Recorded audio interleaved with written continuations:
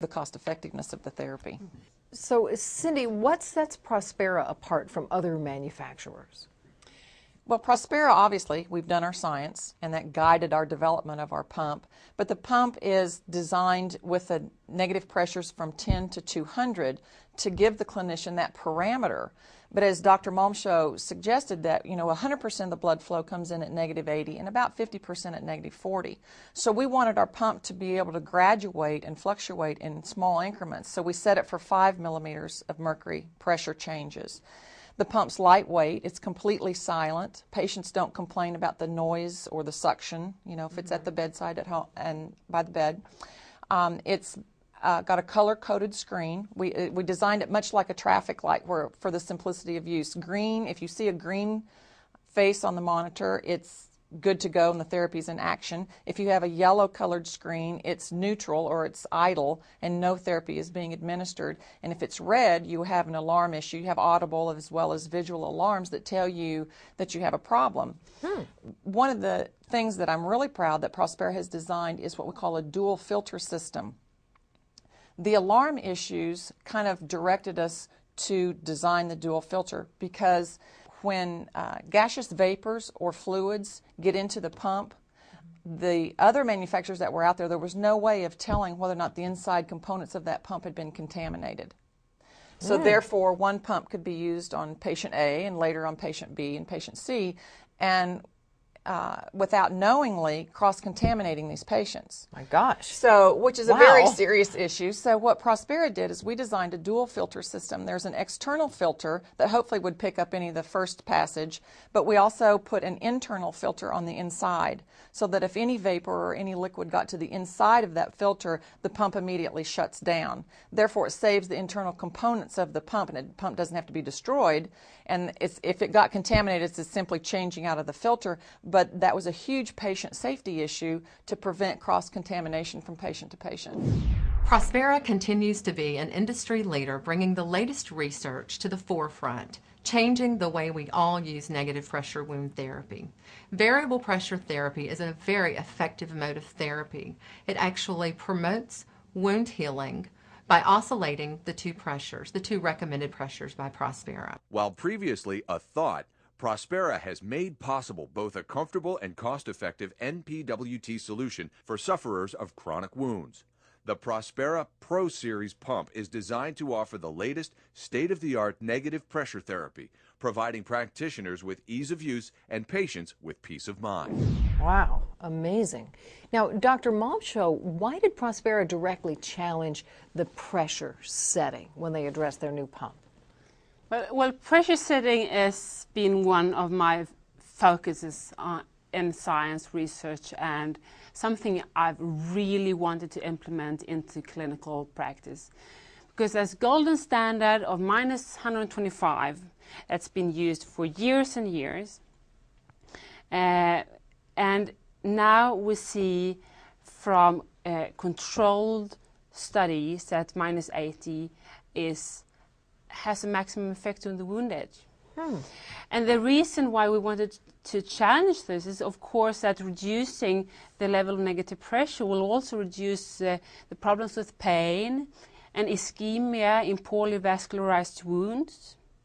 So now we know we can reduce to 80, and we also know that we can reduce to -40 if we have a really bad wound with poor vascularization and pain. So I think it's been good that this has been challenged, and I'm now seeing, when I'm in the society of other clinicians in the field of negative pressure wound therapy, that this is starting to be implemented in the clinical practice, and I'm very happy about that. That's terrific. And Dr. Malmshow, what are your thoughts about wound fillers? I think the type of wound filler has a great impact on the wound healing and the outcome of the wound. Currently we have 2 wound fillers. We have foam and we have gauze. There are a few others, but they haven't been used as widely. Foam produces a thick, sometimes hypertrophic granulation tissue that's a little bit fragile. Gauze produces a thinner granulation tissue, but it's very stable. So there are different effects, and these can be used in different wounds for optimization. So just to take an example, if you have a large acute wound that would be changed under anesthetics, so you wouldn't have the problem with dressing change and pain, well, foam would be a perfect alternative. While if you'd had a small wound where you have frequent dressing changes and you don't want the ingrowth problem, then gauze might be a very good opportunity. And gauze is also rather easy to apply to regular wounds.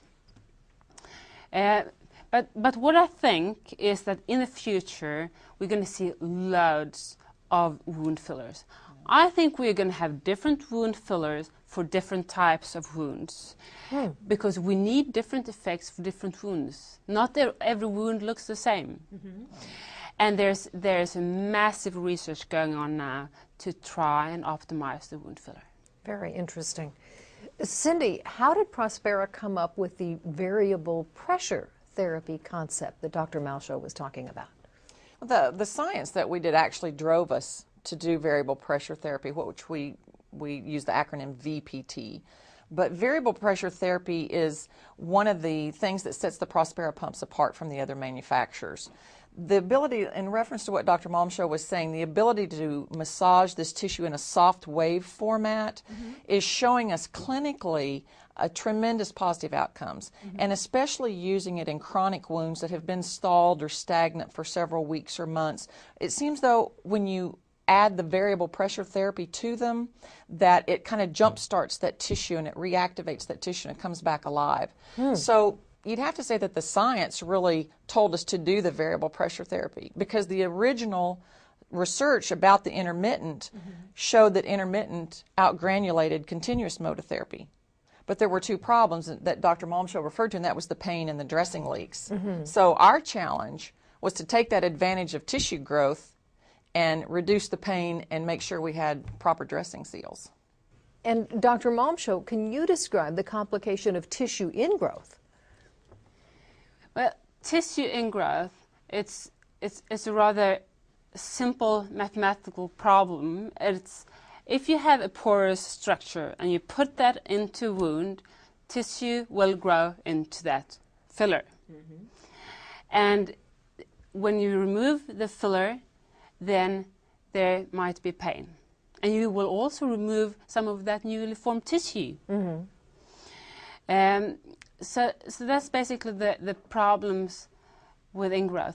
And ingrowth can be overcome by either putting gauze where we know we don't have ingrowth, or some people use foam and use a non-adherent wound contact layer underneath.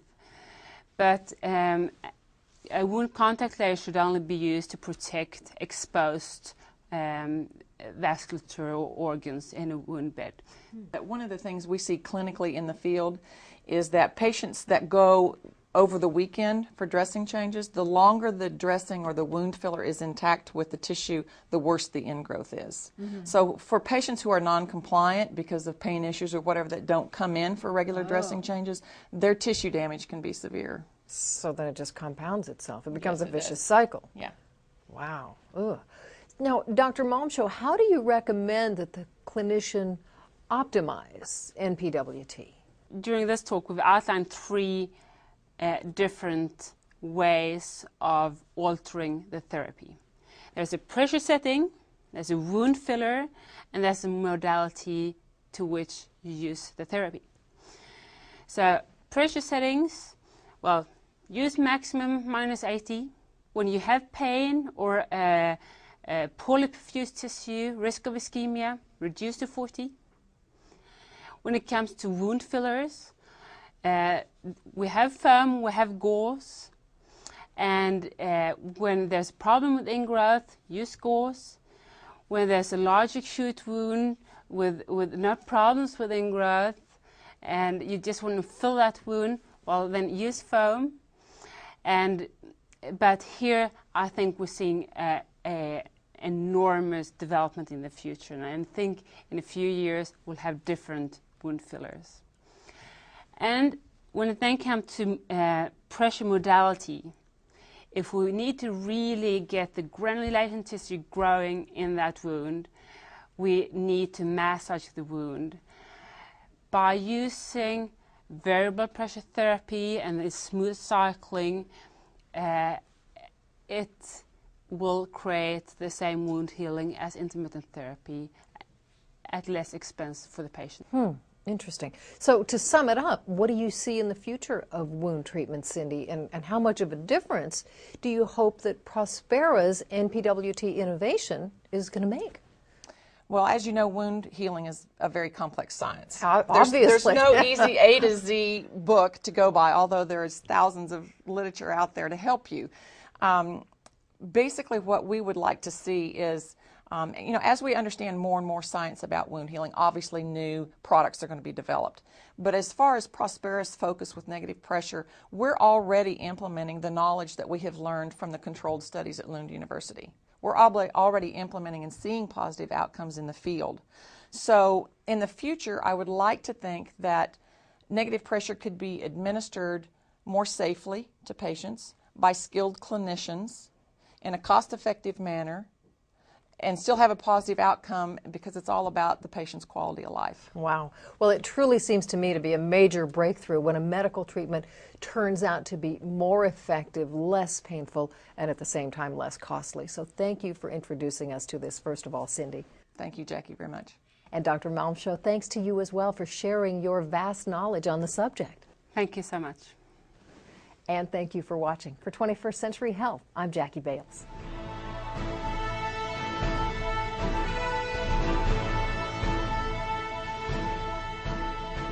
This and other 21st century business topics are always easily accessible right from your computer. Visit us at 21cbtv.com.